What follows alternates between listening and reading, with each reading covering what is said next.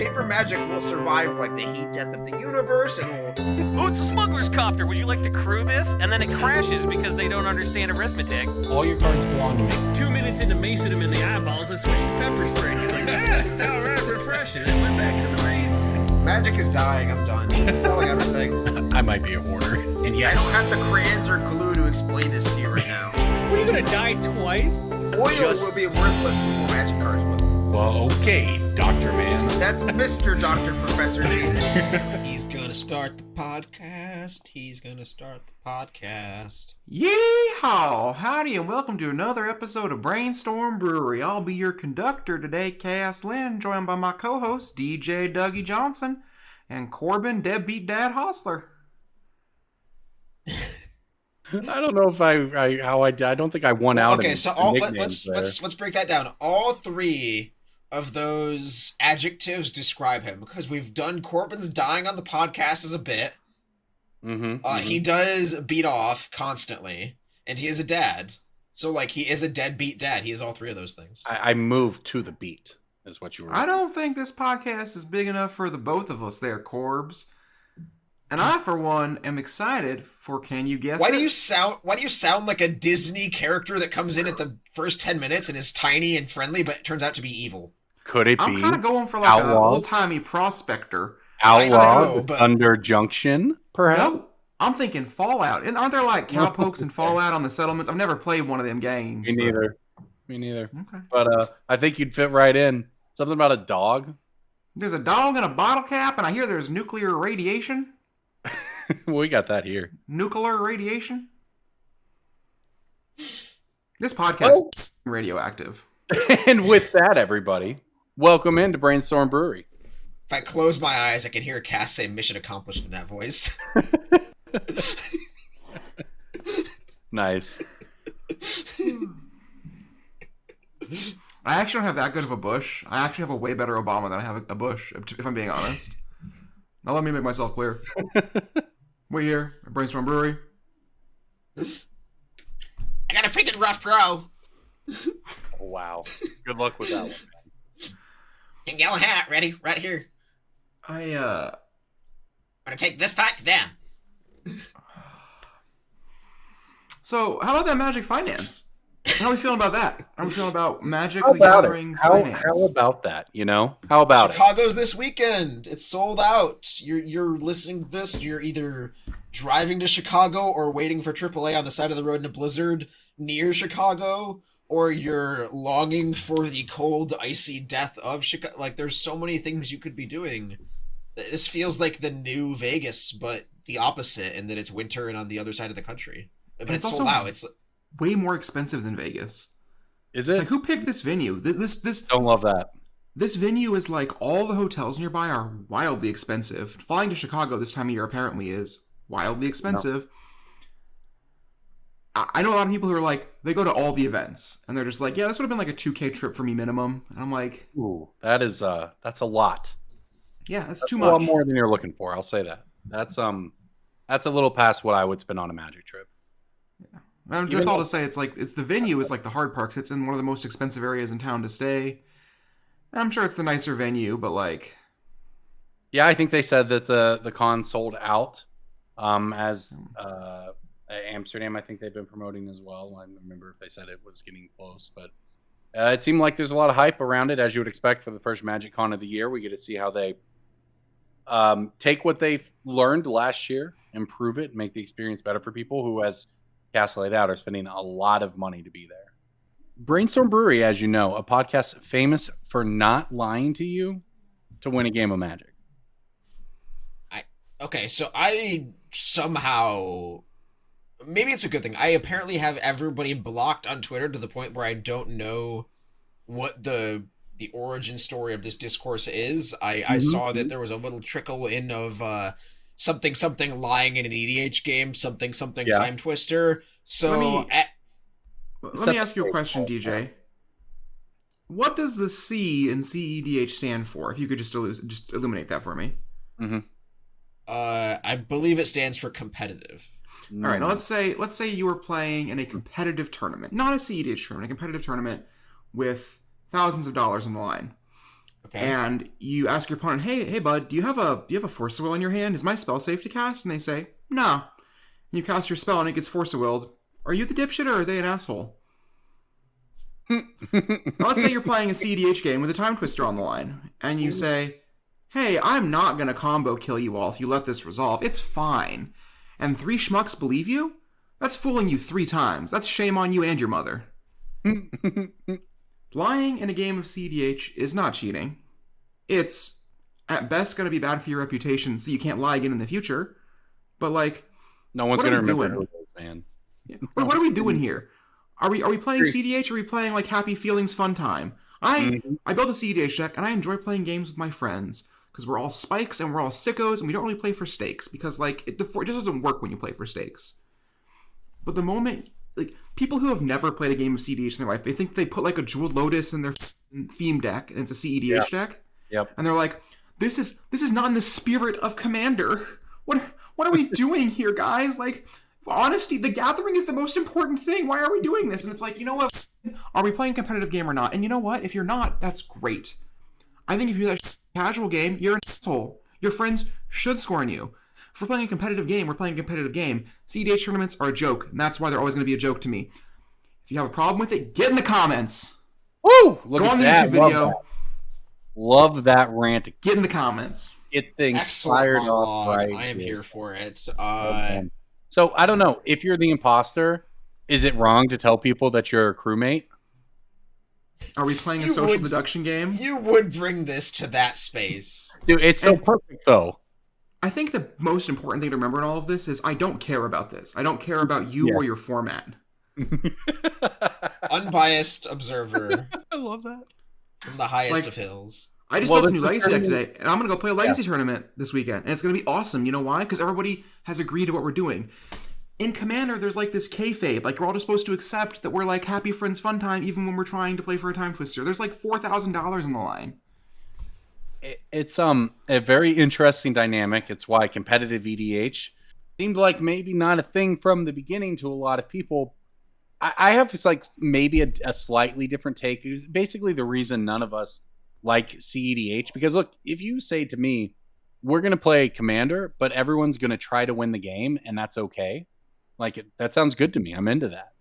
But I think the issue is that it is attracting a lot of people who either didn't stick around in 60 card Magic for a lot of reasons, people who are trying to take advantage of people who are there for the gathering and don't understand what happens when you put prizes on the line, is that these people come out of the woodwork, and that's why we have rules and all these things. It's not like people haven't, done things in Magic constructed that people didn't like. The point is everyone is on the same page because we have rules dictating that and all of this, and you can't mix casual competitive EDH with prizes and expect it to work out. It's just not going to. Gamers got a it game. could. I believe. It could if everybody was, like people who were formerly 60 card gamers who play a lot of CEDH, like Brian Koval and Drake Sasser are great examples, and Matt Sperling are people who like CEDH is really fun when it's 4 people who both really want to win and they're doing everything in their power within the rules to win. Like that's awesome. It's high power. It's really engaging. You get like really interesting stacks. The board states are like compelling. But you do have people who are not competitive players trying to play CEDH, and that's what leads to these bad feelings. It's just like a misalignment of roles, like no one's where they want to be. Yeah, and it was shocking to me. There was a store that I had sold cards at in the past. They opened, and when they opened, they had a pretty what I would call a casual crowd. People who have only been playing Magic for a couple of years seriously, like at a store level, right? Maybe 1 to 2 to 5 years. And they were really into CEDH. And it was bizarre. It was just bizarre to me that seemed to be where they started. But at the same time, they were playing casually. So the appeal of the format does hold something for people even when you remove, right, like all of the context around it. But I think there's something to be said. Look, how many bad stories came out of Magic tournaments in 1995? Right? If and we're in a post-pandemic world, and all of this drama comes from because the CEDH community doesn't seem to have its stuff figured out yet, whether that's its social norms or its actual rules or its it's rules enforcement. But you see issues with with tournament organizers pop up, with players, with content creators. It's just a lot of, I don't want to use the word drama, but it's just really sorting itself out as they work through who's a good actor, who's a bad actor, who's a good actor but 19 years old and doesn't know what they're doing. Like there's a lot there, and I think it's, if you look at it in that frame, it's a little less. You can see it through a lens of like growing pains for a competitive format, more so than just like, oh, this is the most annoying thing ever, which is of course how it ends up coming across to us when you just hear wild stuff like my opponent said they weren't going to win and then they did. It is one of those things where growing pains is a great way to put it. I think about, again, I keep relating this to Legacy because to me, Legacy and CEDH are very similar formats at this point. They're both casual formats with a competitive appeal. Yeah. as Legacy's number one fan, I can say that. But there's actually a really good CEDH crowd at my store, and they're all very reasonable people. And the only people who are like mad about this or who are like causing issues are, as always, people who are on Twitter all day. And I'm sure there's going to be games at my store where we're hosting a CEDH tournament at some point soon. And I'm sure there's going to be someone who's upset about something in the game. But is that any different than somebody who like goes 0-3 to Legacy tournament and is like, oh, my opponent scummed me, and they explain the story to their friends, and their friends are just like, actually, I think you just misplayed.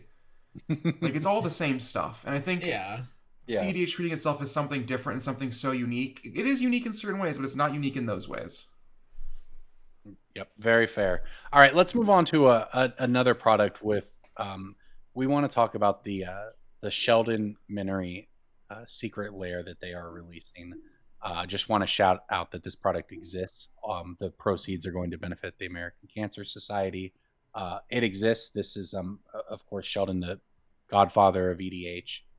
This is a really nice way to honor his memory, and he had a hand in creating this and choosing all the cards. So we usually talk about secret layers in a negative light, but I think this is a product that I will be purchasing for sure, and I would encourage people, whether you choose to purchase or simply to donate. I think that this is a nice thing that Wizards is doing and worked directly with Sheldon to do, and it means a lot to a lot of people. And I just wanted to address that before we moved on to a little more Magic. I want to say one thing about this product. I never use Sheldon. I don't really know much about him, but I do. You can tell like each card that is chosen for it is clearly something that was meaningful and impactful. And I think the card that I really appreciate from the outside looking in is the Greater Good in Italian. It's clearly like a very well thought out and well intentioned product, and so it is supporting a great charity. So yeah. Sheldon was the first interview. Sheldon was the first interview I ever did in Magic, so he was always great person.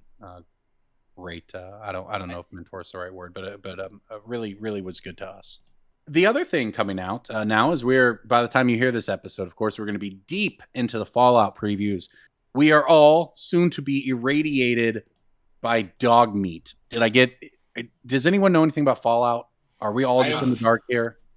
I've watched my brother play through a couple of the games multiple times. That is about the extent of my Is Fallout like Half-Life? Are those the same thing? Unfortunately, our Fallout expert is dead this week. Jason could not join us because he is out of the rotation. Correct. He's dead for a bit. He'll be back someday. We'll irradiate his corpse enough, and he'll come out of the shelter. And my exposure to Fallout is watching an old Monster Factory where they made a character and then did comedy bits in the game. That's my entire exposure to the series. Okay. A lot of people seem really excited for it, and it seems like the product's very limited. Stores getting their allocations cut massively, pre-sales going bananas for it. I think this product is going to be something that is talked about for 6 to 18 hours, and then we're all going to forget it exists. Really? And that's fine. I thought you were going to go the other direction with that. I'm kind of the opinion that this is like a 40K or Lord of the Rings, where it itself is this messenger to other people to bring them into the game, and we're gonna see like the Fallout Twitter page posting things, they get a bunch of retweets, and then the comments will be filled with like, I got some cards in my basement from '93, I'll get back. Like that sort of like regrowth of just old fogies and new blood alike. You're probably right, but one of the things that really gets me is like Fallout. I distinctly remember one of the games released somewhat recently, and there was just like a multi-month online discourse about the price of video games, and it's like these commander decks cost as much as a AAA game almost, right? They're like $55-$60 for a deck or something. Yeah, Sure. I don't know. 50 at least, yes. I think that like this is probably one of the stronger properties. Don't get me wrong. I'm sure it's going to be fine. But like to me, this is just like this is nothing special. This to me is the same as Assassin's Creed, and that might just be me not recognizing how big Fallout is. But Yeah, I'm in the same boat. Honestly, it might just come and go. But Doctor Who kind of just came and went, right? Like, yeah. What's interesting is I saw somebody on online recently asking their audience, just, have you met anyone who's come in from a secret lair, from a universe beyond? Yes. Yeah. Of course you have. Absolutely. Yes. A lot. only Lord of the Rings really. Like Doctor Who people really didn't come in other than like ask for a deck and then leave because they didn't want to buy it because it was too expensive. But like Lord of the Rings people are diehard Magic players now, and they play with exclusively Lord of the Rings cards. Well, yes, and that is the. I thought it was interesting. There were a couple responses that were no, but I know a few people who left though, and you can just see people trying to farm the drama. But the vast majority of the replies were, yeah, actually, the people in my play group down at my store, they got in with Doctor Who. Yeah, this person bought the Lord of the Rings pre-con. They've been playing ever since. Yeah, this random person. So yeah, and it was just 90+% people like, yeah, actually, I do know a bunch of people who do this, and it's it's just one of those things where we talk about a lot on this show about how all of these things are bringing people in. Then you sometimes go to other corners of the community and they're like, secret layers and Universes Beyond are still the worst thing ever, and I can't believe they're doing more of them after it was so successful for them. And it's like, at some point, you either got to stop complaining or you got to go. Like, we don't need to do this every 2 months. We just don't. I do feel like the complaining is getting lesser because the people who actually intend to leave have left. And the people who are just talking a small game, realize that nobody's listening. Yes, that's hopefully where we get. On that note, on the note of actually talking about Fallout, though, I don't know anything about it, but rad counters, very cool. It's pretty rad. I actually really love the use of the mechanic space of rad counters in the same set with energy and like things like proliferate. It seems like they're really going for, from what I can tell, Fallout is a game that like scale matters a lot. You know, the bigger something is, the more powerful and cool it is, obviously. And it seems like a lot of things in the Fallout set that we've seen so far really are doing something that scales in an interesting way. I feel like the Warhammer decks were a lot more fiddly. Like your individual units mattered a lot more, which kind of had the vibe of Warhammer. Of microing an army, Yeah, but then also like the Fallout cards, every card just kind of feels like it's designed to scale more with the next cards, which feels very nuclear. Yeah, I won't lie. Like I said, I'm legitimately excited about it. I think it'll be really fun because I kept this one in the tweet vault because we've all attempted to parody Universes Beyond ad infinitum, but I'd buy a Patrick Mahomes secret lair because they just won the Super Bowl. I'd do it. I'd take football. I take football in a Magic game. I take them trying to figure out, because look, rad, these whatever. The whole point is this is like kind of the original vision of Magic is that's mini game. It's a deck master game. You can make Doctor Who feel like Doctor Who stuff. You can make Fallout feel like nuclear stuff. Hey, maybe make Magic feel like football or basketball. I don't know. The point is, Magic as a game with design space, we're seeing with things like the rad counters, it's just much deeper than maybe any of us would have imagined when we were just thinking about the sort of combat mechanics you can put on creatures 10 years ago. So you talk about wanting to buy like a secret lair for Patrick Mahomes in the Super Bowl or whatever. I am living proof that that shit's marketable. I like went out of my way, and for those on YouTube who can't see, I'm holding up the bonus card from the Mountain Goat secret lair. Yeah. My favorite band. I like bought a secret layer because my favorite band did something for it. Like this is like my binder of my favorite cards of all time, and it's like in spot 1A. Yeah, that's it. Look, it would be cool. Like, and people would hate it, obviously. Oh, I'm sure. I'm sure that secret layer did not do well. But it's just the idea of that. If you just expand your brain out a little further, because Chris Cluey is a Magic player who was a kicker in the National Football League. There's a picture of him giving a Commander Precon to Adrian Peterson a Hall of Fame running back in like the locker room for the Vikings. I'm just saying, it's not that far off from having a Chris Cluey Magic card if their team would, like these things are, if you get the marketing wheels turning and you actually rip off the Band-Aid of what you're allowed and not allowed to do in the world, there's just a lot of depth to Magic, which they're exploring, and you can be excited about it or not excited about it. There's a long and storied history of celebrities playing Magic. Like there are, I believe WotC manufactured Joseph Gordon-Levitt and like Seth Rogen cards that were given to the actors. Oh, nice. They're like, obviously they're very rare, and no one will ever see one in person probably, except for like the people who've already seen it. But there was also like a Robot Chicken card, like Seth Green played Magic. Yeah. Like Magic's pretty widely regarded game, and people who were nerds as kids can become famous now because you don't have to be like a teen heartthrob to become a celebrity now. Yeah. You have the Post Malones of the world who are just like nerdy kids in high school who are superstars now. That's us, right? You're talking about us? I mean, I have the physique of Tom Holland, so like I can get there. And I was born a star, so jot that down. Oh, I'm not sure where I fit in there. We got Spider-Man and Superstar. You can be. I was trying to think what else Tom Holland. I was trying to think what else Tom Holland was in there, but I got nothing for you. Uncharted. Uncharted. That's the treasure movie. That's where DJ would really come in, scaling walls and shit. Didn't Spider-Man also scale walls? Yes. These two movies, which one makes you think of climbing and acrobatics? That was the joke. Uncharted was mostly him jumping out of planes, right? I'll be honest, I went and saw it, and I only vaguely remember it. This is an aside. I was very proud of that joke. I could never believe Tom Holland is anything but like a little twink. He will never be like a rugged, tough guy to me. It does seem like a Chris Pratt sort of situation, right? If you like watch Chris Pratt on Parks and Rec, where his entire thing was doing physical humor, like he was the dumb fat guy, and that was the whole bit. But Chris Pratt, as much as I don't like his acting, can pull off being a tough guy, kind of. Like he can kind of pull it off. Tom Holland looks like the kind of guy who taps you on Grindr when he's like 300 feet away in the casino, and he's just like, "Hey, how you doing, baby?" Like he's just like a creepy twink at best. And that's some people's jam, and that's fine. But he will never be a macho tough guy. My association with him ends at the climbing and acrobatics, by the way. Oh, sure. John Cena could play Spider-Man, but Tom Holland could never play. What's the Cena? John Cena played? He could never play John Cena. He could never play John Cena. Who was the superhero John Cena played? Peacekeeper. He can. Tom Holland could never be Peacekeeper. Maybe Peacemaker. Yeah. The name of the gun.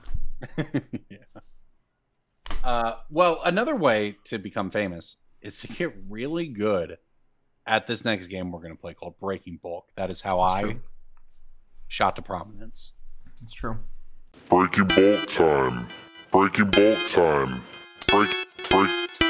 Oh, yeah, Breaking Bulk. There's so much good stuff. It's a pick. Breaking Bulk. The end. And that is why I'm coming in hot this week with a multicolored card a multicolored uncommon out of the Lost Caverns of Ixalan. Spelunk. Oh, no, you said multicolored. Bartolome del Presidio? Nope. It's a surprise. I'll tell you that. And it's right on the line. But it is a is it the black white demon token? Nope. It's a $3 foil though. I should know this one. Like you'll think I'm trolling because it's just barely on the buy list, but it is a $3 foil. Is it the green black one? No, but it is green. Green red dinosaur signpost uncommon? Nope. Oh, there's the green white cat. Legend. There you go. It's like a Grand Abolisher kind of almost, but it also can draw you cards potentially. I think Cass got there. That counts. Andrea Mengucci played it in his Pioneer sideboard this week. Oh, really? Yep. And Lotus Field. I did not catch that one. Yeah, Cutzel Malamet Exemplar. It's It's a 3/3/4/3 green and white. It's a legendary cat warrior. Your opponents can't cast spells during your turn. And if you watch the NRG Championship Series last weekend, which I did commentary on, this card I didn't catch, but we saw a lot of its big cousin Dragon Lord Dramoka, where the you'd be like, oh, well, they have Dragon Lord Dramoka, that's cool, and I'll just remove it on my turn if you're like a control player or whatever. But no, I just watched control players with 10 lands in play, 7 cards in hand, and their Lotus Field opponent just played Dragon Lord Dramoka, which says you can't play spells on my turn, and then they just comboed right there. The control player never got priority again. And Kutsul can do that as well, 3 mana. And then the second ability on it, you were on the right track with Signpost on common, DJ, but I don't think you would have remembered this particular theme. Whenever one or more creatures you control with power greater than its base power deal combat damage to a player, draw a card. Yep. I actually almost played this card in Legacy at Eternal Weekend last year as a Green Sun Zenith target. That also stops counter magic, but I just decided on a second Allosaurus Shepherd instead, which was obviously better. But I did consider it. Yeah, I mean it's an interesting one, but yeah, $3 foil, 75-cent card of could pop on up in the running here. That was good, Cass. That was you worked your way there. You didn't immediately nail it, but I thought no one was getting that. No, Well done. I know my standard cards right now. I've been spending a lot of time scrolling Scryfall with standard legal as the filter. Yeah. Nice. My breaking bulk this week is a Streets of New Capenna white uncommon.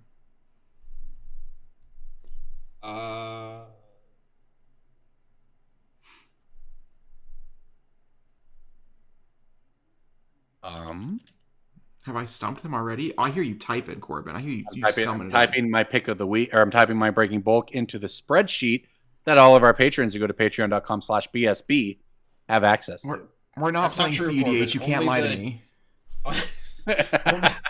Only a certain mythos of patrons get access to it. Ooh, only a certain select few chosen by the gods themselves, and by the gods I mean your wallet and socioeconomic status.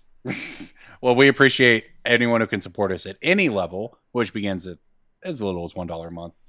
We know it is difficult to support content in general right now. It's struggling in a lot of places, but we appreciate everyone who still remains committed to supporting this podcast at patreon.com/BSB. And all of this was a very good way to enough stalling. Yeah, I got from the fact we don't know Cass's card. I'm calling it. Y'all have had like a full minute. Fine, you're good. I gave you so much. Gatherer. Oh yeah, it does stuff. 7 cents on CK buy list. Out of form from you. Normally I pick a card that's like actually good. This card just is worth something. This is a limited all-star. Yeah, that card's sweet. Token 3 deck. mana, 2/1, 2 creatures in the battlefield under your control. You draw a card. Easy. And you get a scry on the first one, right? Probably. I haven't actually read the text on the card. Yeah, I'm pretty sure that's for 7 cents. The first time a creature ETBs, you scry. The second time you draw a card, and it's possible every time after that you scry some more. It's very good. I can pull it up. Nope, if it's the second time this ability is resolved this turn, draw a card. So it's pretty well gated. Also, it's 7 cents for the new Capenna version, and it's 5 cents for the Baldur's Gate Commander version. Sure. Yeah, so you get a scry every time a creature ETBs, and then draw once a turn. Very strong. All right. What do you got, DJ? I'm going to try to make it so that Cass is the only victor here. I got to stump Corbin. That's my only job here. It is a Universes Beyond Warhammer 40k card. Triumph of St. Catherine. No. You got to give us a color. I was gonna say white. Triumph of St. Catherine. It is a white creature. It doesn't matter in these decks. The creature with squad the naturalized creature with squad. No. Is it the ramp creature with squad? Creature? No. A creature that destroys artifacts or enchantments with an ETBs and it has squad. Oh, no. Is it the 3 mana 2-power creature that when it comes in play, if an opponent controls more lands than you get to search your deck for planes and put it into play? Nope. Shit. I feel like we had good guesses. You did have good guesses. You're actually very close. Yeah, someone got me with that squad card recently. It's pretty cool. Is it the Squad Lord? It is the Squad Lord. Cass wins 2-0 for this weekend. It's a 4 mana 2/2 with Squad 2, which is just multi-kicker but renamed. What's it called? Kind of. Ultramarines Honor Guard. And honor is spelled with a U, so you know it's just... okay. This card has an uncommon symbol on it, which means that I've played with it in Peasant Cube before, and it's awesome. do you mean it has an uncommon symbol on it? Doesn't this one have an uncommon symbol on it as its rarity? It's rare. It's rare. No. I'm thinking of the wrong card. I'm looking at it. Yeah, this one that's rare. You're I right. definitely have played. You're right about NPG no. stuff being down though. It wasn't in Peasant Cube. You're right. It was in Ryan Overturf's Pretty Good Cube. I take it back. Rarity does not matter. It's all the cards that are pretty good. Yeah, well, Squad is a The pretty PG. good build, by the way. Squad is sweet. Yeah. So the Warhammer 40k decks, it is sometimes hard to know what is worth value in them, just because, like we said, that deck kind of just feels like it came and went over a year ago. And Yeah. I mean, the big hitters from it are pretty well known. Like Corbin mentioned St. Catherine, and there's a couple other just like very, very big cards, like the crazy Expensive equipment that's card. good in Legacy. Yeah. And this is just a little sub $1 boy that just kind of sneaks under the radar. But How good can Yeah, these good one. 40k cards really be? I never see them in Moto lists. Trying to say Catherine never 5-0s a league. Like, how good can it really be? I know it won Eternal Weekend, but that has to be like a fluke, right? It's never winning Moto Legacy challenges. They say if you want to get ahead of the metagame, you should be on Moto, and there's no Triumph of St. True. Catherine there. So I will say, I might have been one of the only people playing Eternal Weekend who had ample testing against Triumph of St. Catherine, because the person who won the tournament with it was local, and so some other locals had the deck. And apparently they spent the entire weekend just beating up on people who had to read the card, which is very cool and good, honestly. Well, yeah, let's dig more into constructed. We want to just kind of update everything because a lot has happened since we've had a minute to talk about it. So standard, I'll let Cass get to in a minute, but there's a lot going on there. Pioneer, we just had an Is It Phoenix weekend at the NRG. But we've also got more importantly, the Pro Tour coming up this week as you're listening to this. And that is going to be huge with Pioneer. On top of that, the regional championships that went on, including in Denver, we had the Leyline Rhinos deck breakout in Modern, and then things sort of fall out from there. So almost all of Constructed Magic right now is in a period of, I don't want to say upheaval, but like adjustment, and not in a bad way. Just things are kind of evolving. Some new cards are making their way in, including the Surveil lands. So what have you been spending your most time on recently, Cass? I've been playing mostly Standard, as usual. I recently dipped back into Legacy because the Surveil lands actually go in one of my favorite Legacy decks. There's a couple of them I put into the Epic Storm, and one of the cool things you can do with it is you can play a Surveil land with the trigger on the stack, Brainstorm, and Echo of Aeons to the top, and then surveil it to your graveyard to flash it back. I love everything that involves with my fetch land on the stack. It's also just like, your opponent, like you can end a turn fetch for a Surveil land and untap and win, right? Like a lot of times you don't use one of your mana in a mid-game turn in longer games of Storm.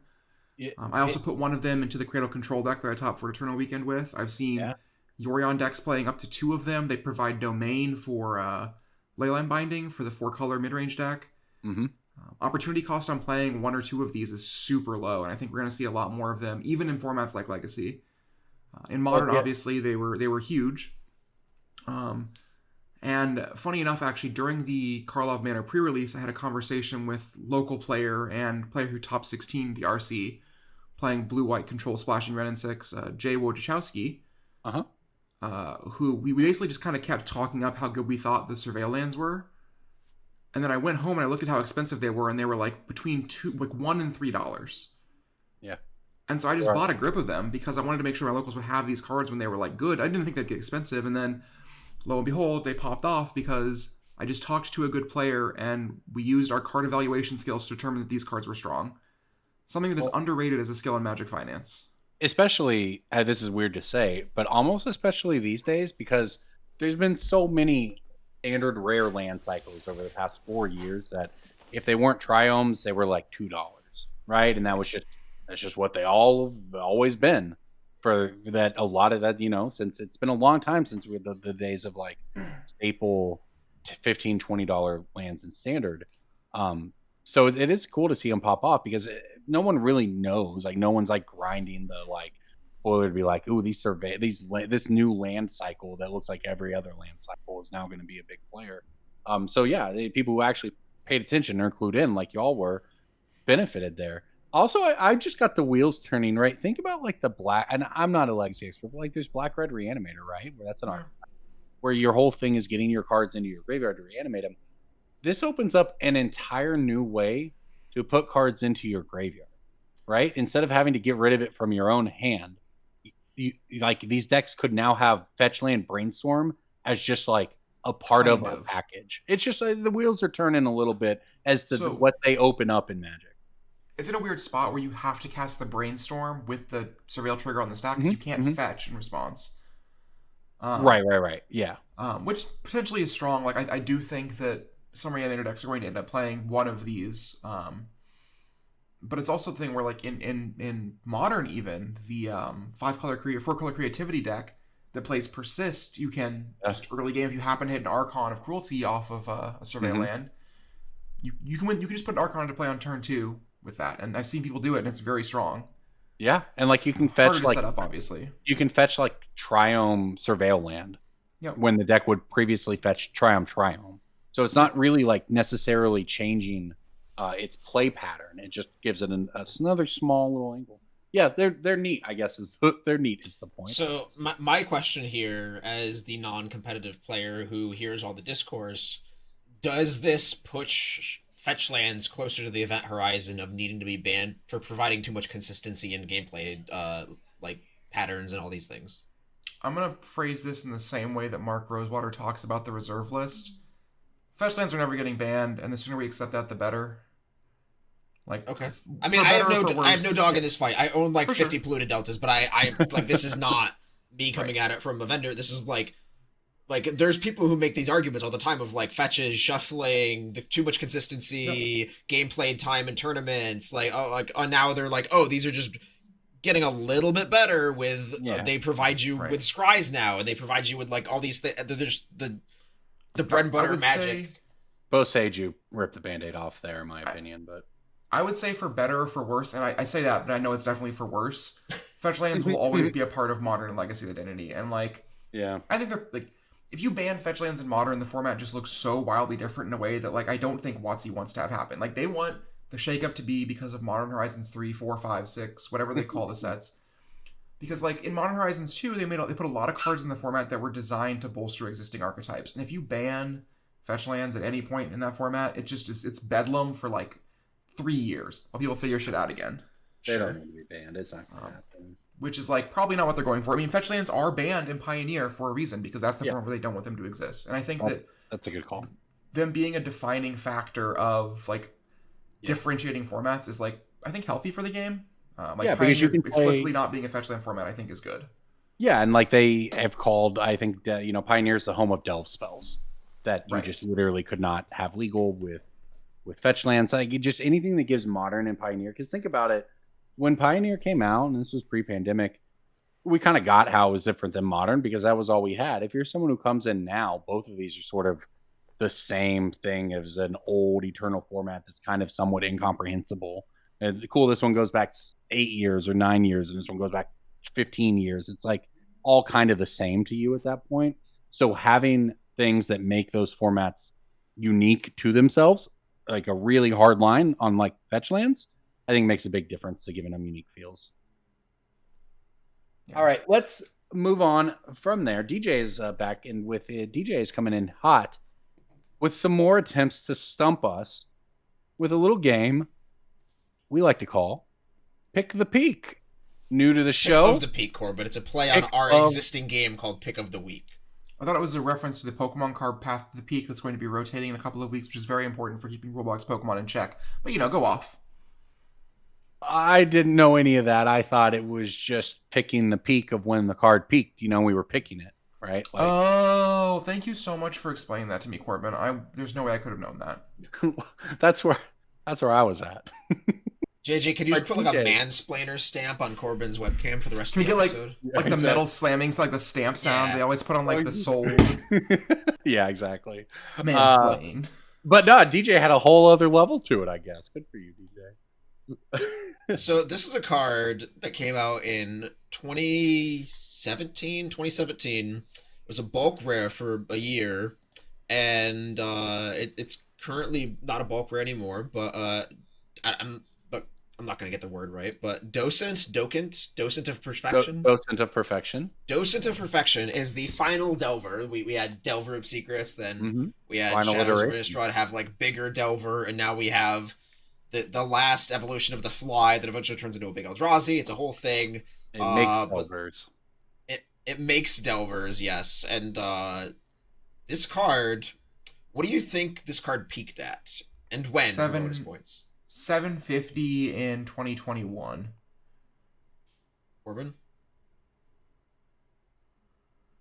I have played this card in Commander for a minute, so I have at least looked at prices on this card. I'm trying to think, though. I can't remember a time that it would have like broken out in Magic. That said, I mean, that it feels like I think DJ's trying to trick us this week. I'm going to go with $11 on pre-release weekend. It was never even close to $11 on release weekend. It was $1 on release weekend. But Cass has the better, I guess, fly tentacles on the pulse of more than I do. Not quite. It peaked at 5, but that's still higher than what I thought it was. I always thought this was just like a solid 1 to 2 for a while.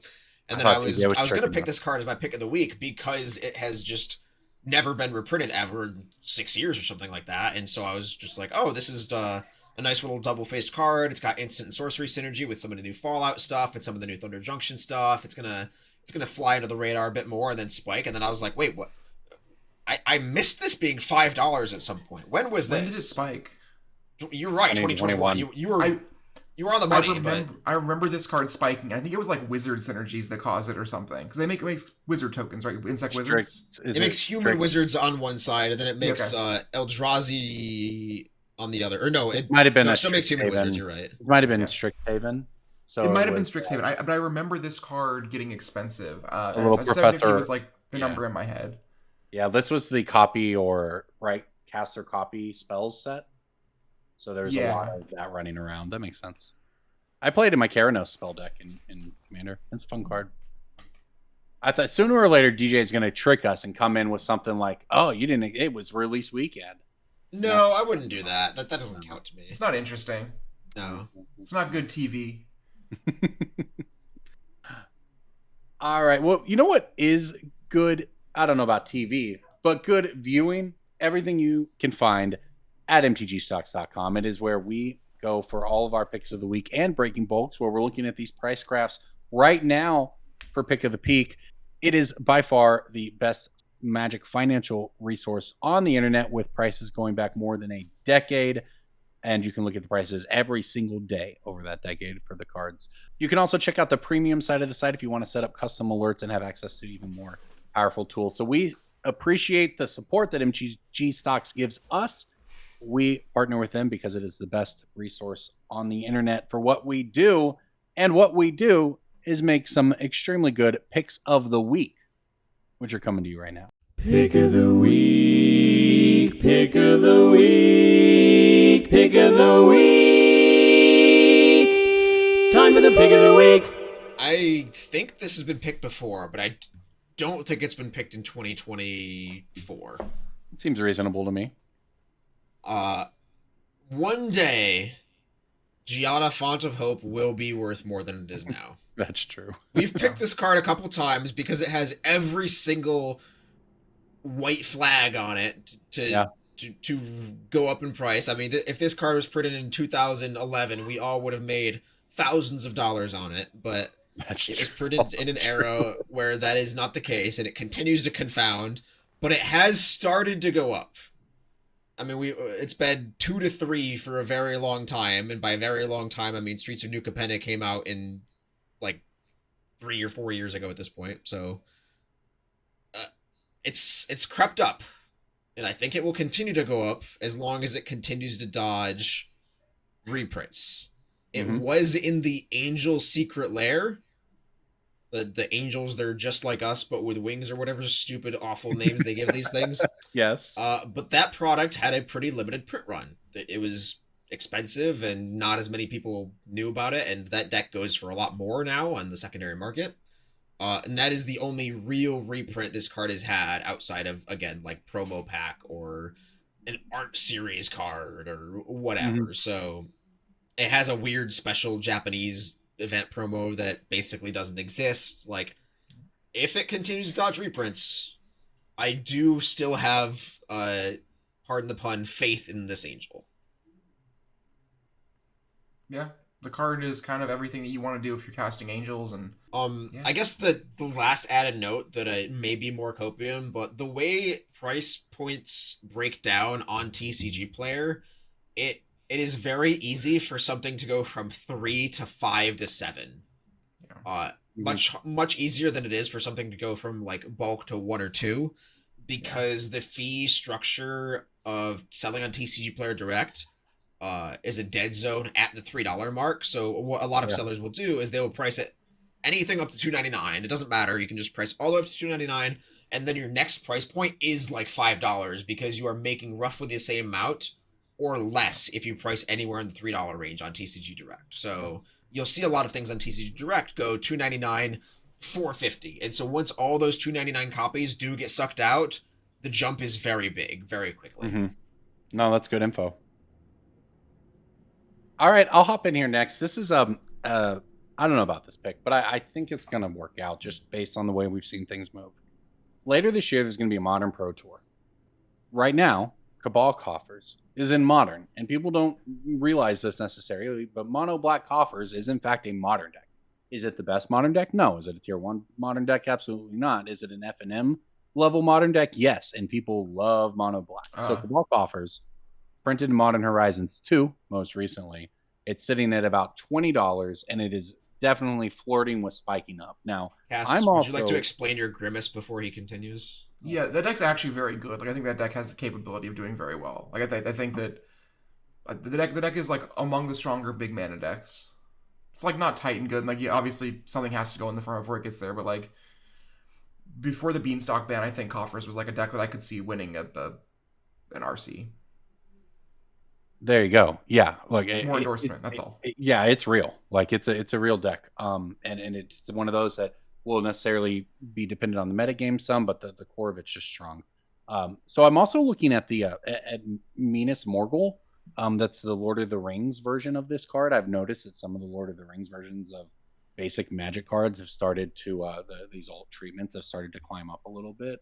I know there's the Cavern of Souls one as well, Paths of the Dead. But yeah, Minas Morgul is only $25 if you're a fan of Lord of the Rings, or B, like this is like a full art version of the card, and if people are playing Coffers in like Modern as opposed to just Commander, and they want 4 of them, they're going to probably, if they can, 4 of the same art, you can get a premium, that sort of thing. So yeah, I really like Minas Morgul specifically at 20. Yeah. And something I will say is if Coffers ever gets good, it also probably means that like we should be buying our Borgs too. Because those cards do not exist without each other. I would like to point out that it was not too long ago, only 3 years ago or so, that we were living in a world of $80 Cabal Coffers. Yep. Yes. Yeah. Modern Horizons 2 did kneecap it, but it has recovered from that. Yep. We were at $10 Cabal Coffers for a while. I remember paying $6 on Coffers at one of the events a couple years ago, and it just like felt surreal. Wow. Yep. Wow. Yeah, that I feel a little. I've had the like an FNM promo one forever, and at one point that card was just like $90 or something. That one snuck up on me when it all went up in the first place. But yeah, $20 Cabal Coffer is room to grow. Also, when you're picking them up, keep your eye out for the Modern Horizons 2 variants being cheaper than what you might think they are. You might want to just go with the default and be like, oh, just get the cheapest non-foil. No, like the etched foil is probably cheaper. It is, as a matter of fact, DJ. I checked while we were talking. Plenty of places where the etched foil is significantly cheaper than the regular copy. There's reasons for that. Like, it's the same as buying a non-English version of your Japanese Smothering Tithe, and then when you go to unload it, it is significantly harder to do so because the demand for etched foils is lower. But if you are a player looking for your cheapest copy, the etched foils are out there for you, which is disheartening to say, but true. All right, DJ, why don't you follow that up with your pick of the week? What are you looking at? Yeah, so I'm looking at this cute little angel called Giada, Font of Hope, and I'm going to continue to keep talking about this card until Corbin realizes that I already said it. Perfect. That means my pick of the week this week. That's good. I need it. I didn't have it in the spreadsheet, and now it is. Go ahead, guys. So I have 2. I have one that's like a penny stock bulk rare that I think is good, which is Illicit Masquerade from Karlov Manor. Black and 3 colorless for a flash enchantment. When it comes into play, each of your creatures in play get a Masquerade counter, I think. And then whenever a creature you control with a Masquerade counter dies... Imposter counter. Whenever a creature you control with an imposter counter dies, you can reanimate a creature from your graveyard. This card just like, if you play multiples of them, a creature with an imposter counter dies, you get back 2 things. Ooh, okay. I believe they also exile if the creature with an imposter counter dies, so you can't like loop things, but... Yeah. It's a fun design.